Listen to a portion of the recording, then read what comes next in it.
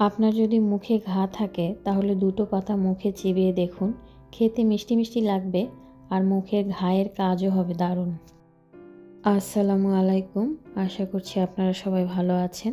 বলছিলাম অতি পরিচিত গাছ বনধনে বা বনধনিয়া নিয়ে। এটি মিশ্রি দানা, চিনি গুঁড়া, চিনি পাতা প্রভৃতি নামেও পরিচিত।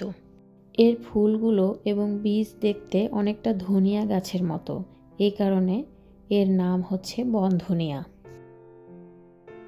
এর ইংরেজি নাম সুইট ব্রুম এবং বৈজ্ঞানিক নাম স্কোপারিয়া ডালসিস। আসলে সৃষ্টিকর্তা আমাদের শরীর প্রাকৃতিকভাবেই তৈরি করেছেন এবং প্রকৃতির মাঝেই আমাদের চিকিৎসার জন্য হাজার রকমের ভেষজ উপকরণ দিয়ে রেখেছেন। তেমনই একটি ভেষজ উপকরণ হলো বনধনিয়া। আমাদের শরীরের বিভিন্ন চিকিৎসার কাজে এই উদ্ভিদটি ব্যবহৃত হয়। এটি ডায়াবেটিস ও উচ্চ রক্তচাপ নিয়ন্ত্রণে ব্যবহৃত হয়। এর ফল ও পাতা কাম উদ্দীপক, 5-7 দিন খেলে ভালো ফল পাওয়া যায়।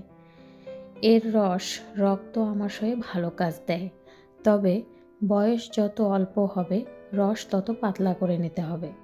গ্যাস্ট্রিক আলসার রোগের চিকিৎসায় এর পাতার রস ব্যবহার করলে উপকার পাওয়া যায়। চোখে রক্ত জমাট বাঁধলে তার চিকিৎসায় এর পাতার রস ব্যবহার করলেও উপকার পাওয়া যায়। যে কোনো ঔষধি গাছ শিশু ও গর্ভবতী নারীদের ব্যবহার না করাই ভালো, কেননা শিশুরা ঔষধি গাছের মতো কড়া প্রতিষেধক সহজেই ডাইজেস্ট করতে পারে না।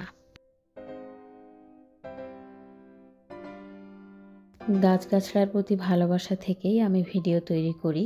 চিকিৎসা পরামর্শ আমার ভিডিওর মূল উদ্দেশ্য নয়।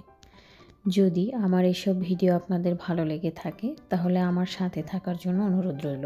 ধন্যবাদ সবাইকে।